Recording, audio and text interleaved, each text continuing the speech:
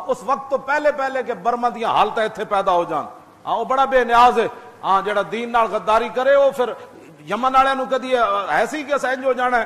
میں خود شام وچ ہو کے آیا حلب وچ ایو جی ترقی دے میں وہاں تے مناظر دیکھے, لیکن میں جدو پہاڑ تے چڑھیا تے میں پورے حلب جڑا وہ ڈشاں نال چھتے ہوا نظر آیا. میں پوچھا یار تے چھت ڈشاں دی ہوندی؟ انہاں نو نہیں سی پتا سی ڈشاں سدا ویکھنیاں, لیکن اج حلب وچ ایک مکان نہیں بچیا. ہاں میں خود ویکھ کے آیا سی حلب. میں جدو پہاڑی تے بس چڑھی تو میں ویکھیا تو کوئی مکان ایسا نہیں سی جدے تے ڈش نہیں سی. میں کہ یار مسلمان اتنے بے شرم ہو گئے. وہ کہنے لگے تھے جی گل نہ کرنا گرفتار ہو جاؤ گے. میں کہ یار یہ کوئی گرفتاری والی بات ہے؟